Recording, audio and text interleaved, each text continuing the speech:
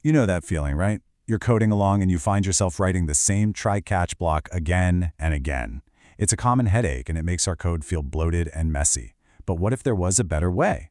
A more elegant way to handle errors? Well, there is. In this explainer, we're going to master Java's throws keyword. It's an awesome tool for delegating responsibility and writing much cleaner, more professional code. Let's dive in. So here's our game plan. First, we'll nail down exactly why repeating error handling is such a bad idea. Then we'll talk about a different approach, passing the responsibility up the chain. We'll get into the details of the throws keyword, see why it's actually required for certain types of errors, and then literally follow an exception on its journey through our program. We'll wrap things up with one super critical warning you absolutely need to know. All right, let's start by looking at the problem. We're all taught from day one to use try-catch to handle things that might go wrong, and that's good advice. But, like any good practice, if we apply it without thinking, we can actually end up creating a whole new kind of mess. If this question makes you nod your head, you've definitely felt the pain of code duplication. Maybe you have a few different methods that all need to read a file or talk to a database. Each one can fail in pretty much the same way, right? So you end up with nearly identical try-catch logic sprinkled all over your code. It gets long, it's hard to read, and hey, if you ever need to change how you handle that error, you have to go on a treasure hunt to find and fix every single one. Not fun. Here's exactly what that looks like. Let's say we have two methods, method D and method E. Inside each one is a critical line of code that might fail. To be safe, we wrap both of them in a try-catch block. But if they're both catching the same kind of error, say an IO exception, we've just written the same logic twice. It's not just inefficient to type out, it's a real headache to maintain down the road. So, what's the fix for this redundancy? The solution is really about a shift in thinking. Instead of every single method trying to solve every problem on its own, what if a method could just pass the problem on to someone better equipped to handle it? This is the perfect way to think about it. Imagine your method is like an employee. It runs into a really tricky situation it wasn't trained for. Instead of fumbling around and maybe making things worse, it just escalates. It says, you know what, this is above my pay grade. Go talk to my manager. In our code, the manager is just the other method that called it in the first place. This whole technique actually has a pretty cool name, ducking an exception. The method literally ducks and lets the error fly right past it, up to the method that called it. It's a strategic move to handle errors in one central place that has more context, instead of dealing with them right where they happen. Okay, so this ducking strategy sounds pretty smart, but how do we actually do it in Java? Well, this is where the star of today's show comes in, the throws keyword. It's the official, built-in way to delegate exceptions. Now wait a second. This is a super important point that trips up a ton of developers. Throw versus throws. They look almost the same, but they're completely different. Throw, without the S, is an action. It's what you write inside a method to actually create and launch an exception. Throws, with the S, is a declaration. Think of it more like a warning label you put on the method's signature. And this is what that warning label looks like.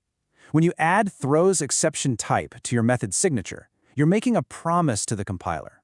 You're basically saying, hey, just so you know, the code inside me might cause this particular error, and I am officially not dealing with it, so whoever calls me, it's on them. So now that we see how throws works, let's get into when you have to use it. And this brings us to a special category of errors called checked exceptions. With these, the Java compiler is really strict and basically forces you to do something. Think of a checked exception as a problem that the compiler can see coming a mile away. It reads your code, sees a risky line, and just stops. It says, nope, I'm not compiling this program until you tell me exactly how you're going to handle this potential issue. And at that point, you've only got two choices. Either wrap it in a try-catch or use throws to duck. And these aren't some rare, abstract errors. We're talking about some of the most common things you'll run into. Anytime you're working with files, databases, network connections, chances are you're dealing with checked exceptions. Let's look at a classic example. This line of code, class.forename, tries to load a class file while the program is running. But what if that file doesn't exist? Well, that would cause a ClassFoundException, which is a checked exception. So if you just write this line inside a method, the compiler will put its foot down and give you an error. The fix? We can add throws ClassFoundException right there in the method's signature. And just like that, the compiler is happy. We've made our choice, we're delegating. The error inside our show method disappears. But That raises a new question, doesn't it? Where did it go?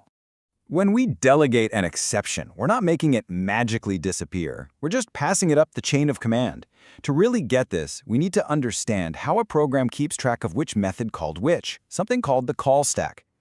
So, the error inside the show method is gone, but now the compiler is complaining about the line in our main method where we called show. The responsibility has literally been passed up the chain. Think of the call stack like a stack of plates. Main is on the bottom. When main calls show, show gets put on top. When show throws an exception, it gets passed down the stack to the plate below it, which is main. The error has just moved. So let's trace this whole journey. The problem starts inside the show method.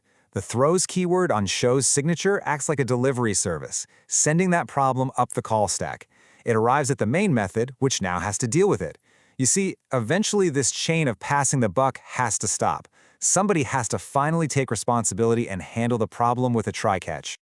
Delegation is an amazing tool. It lets us write much cleaner code by handling errors in a central place. But it's not a free pass to just ignore problems forever.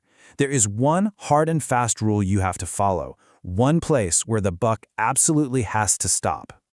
This leads us to the final, logical question. We've been passing the problem to the manager method this whole time, but who's the manager of the main method? What happens if main itself tries to duck an exception? The answer is the Java Virtual Machine, the JVM. The JVM is the system that actually starts and runs your entire program by calling your main method. So if main uses throws, it's basically throwing the problem completely outside of your program and handing it directly to the system itself. And that brings us to the single most important rule of this entire explainer.